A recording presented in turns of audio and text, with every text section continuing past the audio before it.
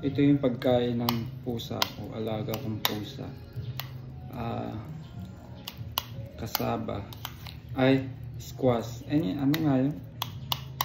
Pato sa Tagalog, ginagawa ko. Babasag, kalabasa sa Tagalog. Sa Maguindanao, babasag. So, linito ko lang siya. Ganito. Tapos, dudurugin.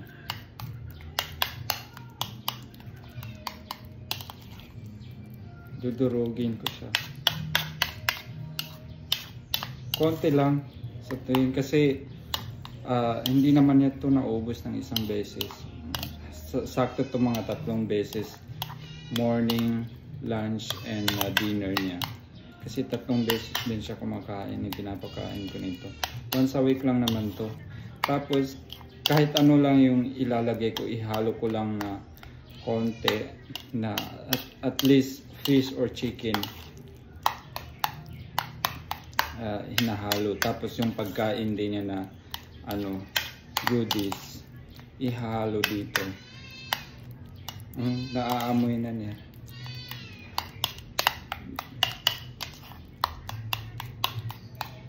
So yan, dito ko siya linalagay. Dito. Meron siyang isdang konti, at least para siyang maaamoy niya yung may isda. Pero kasi yung goodies kasi niya na food cut niya is tuna din yun, tender tuna na linuto siya ng mackerel, parang ganun. So mamaya ipapakita ko sa inyo. Pinapalamig ko lang.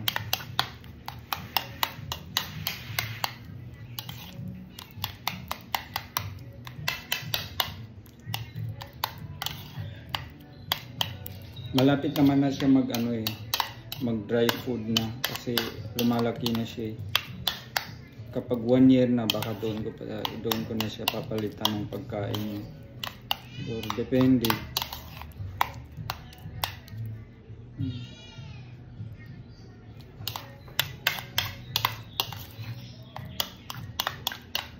Mamaya kasi medyo mainit pang konti.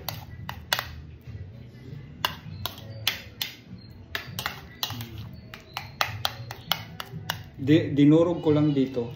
At saka hindi na to kutsara. Dinurog ko lang siya dito kasi malinis to eh.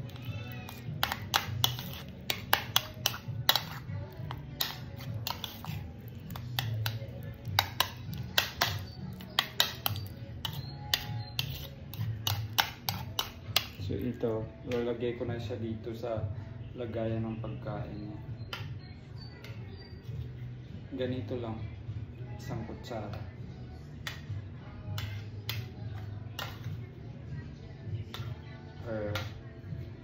Kasi lunch na niya to is 2 beses lang. Ito, ititira ko ng dinner niya. Tapos kukuha ko nung niya.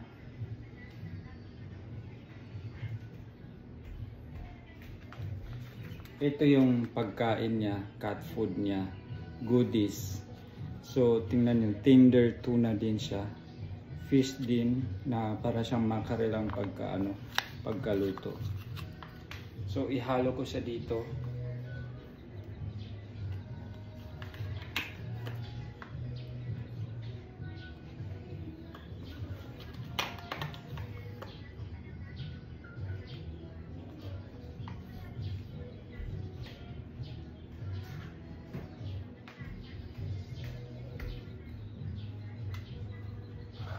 So, ito na siya. Ito. Tapos paghaluin ko. Tapos di ba may isda na konti din. At least maamoy niya na may isda siya. Talagang yung prito pagkaluto ganun. Konti lang, pang lang. Actually meron siyang multivitamin pero naubusan ako kaya nag-order pa ako. Hindi pa dumating. So ayan na. Ready na siya. So papakain na natin sa kanya.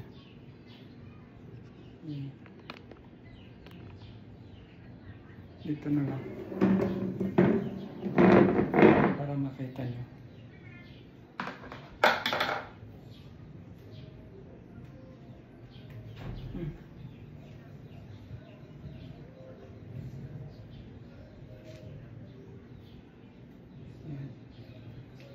na siya. Tapos, pagkatapos din niya kumain, kapag naubos niya yung pagkain niya, tsaka mga gamit niya, hugasan agad para hindi siya malagyan, hindi siya maglanggam. Kasi kapag linalanggam tapos makagat yung pusa niyo, hindi doon siya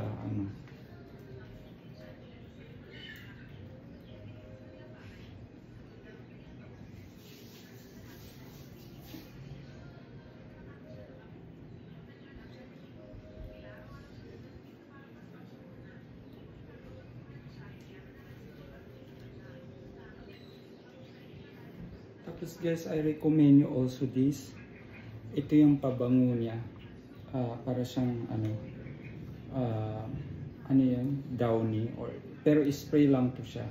Yung sa niya, katsan niya, or like higaan niya, i-spray lang niya ito, sobrang bango niya. Okay, body smell bye-bye. Which is, yun lang ang importante lang naman doon. Hindi naman ito kasi yung kapag inaalagaan talaga, nag-aalaga ka ng pusa, kailangan malinis. So usually ang nag-aamoy lang yung sadya niya, kung saan siya umiihi, tumatai, nagpupupo. So tapos, pero kapag nagpupupo naman siya, itong pusa ko kasi marunong siya. Halimbawa nagpupo, syempre para siyang hukay muna doon sa katsa niya, tapos doon siya magpupo at iihi. Pagkatapos nun, siyempre tatakpan niya yon.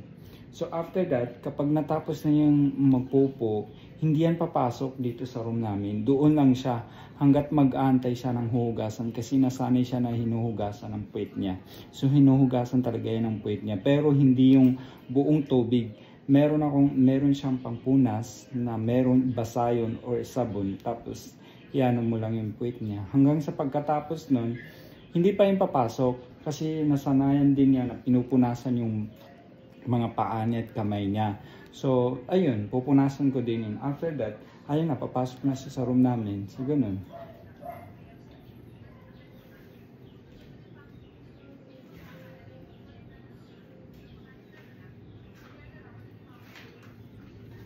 The second one, ipapakita ko din sa inyo. Ito din maganda rin to kapag ginagamit ninyo, kasi ito yung pangsuklay niya, either pagkatapos niya maligo or naliligo siya, kasi susuklayan natin sila dahil pinaka-importante po yun. Mas energetic at naaalis yung patay ng mga balahibo nila. Mas nag-grow, mabilis yung mga balahibo nila, at mas malinis pa din sila. At gustong-gusto nila kasi ito dahil parang namamassage din yung skin nila, mga katawan nila, kaya gustong-gusto nila. So ito, mura lang to. Just check out in that Shopee online.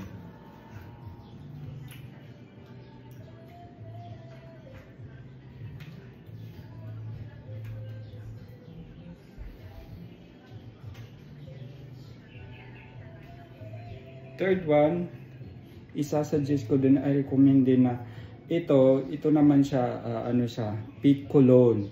So sobrang bango niya. Actually hindi ko, iba yung, nung binili ko tong pusa ko, iba yung dala niya, pero hindi ko siya gusto, which is mabango naman, hindi ko lang siya masyado bet, kasi nasa 10 to 12 hours lang yun. Ito kasi 24 hours, long lasting siya. Pero ang bango talaga niya, para siyang baby talaga kapag nilalagyan mo niyan. Tapos 24 hours or more than talaga.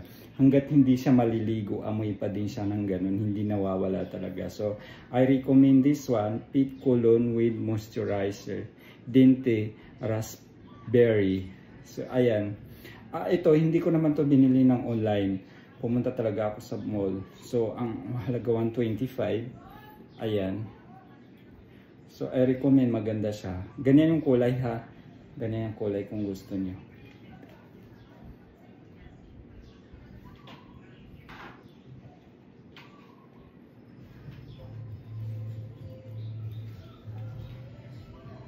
So iyon lang. Tapos pagkatapos niya halimbawa nagpupo or umihi, pagkatapos niya yan, nalinis na yung paa at kamay niya, papasok yan, pupunasan pa namin yan ng alcohol. Meron siya sariling alcohol. Nasanay din kasi siya ng ganun eh. So, ayun.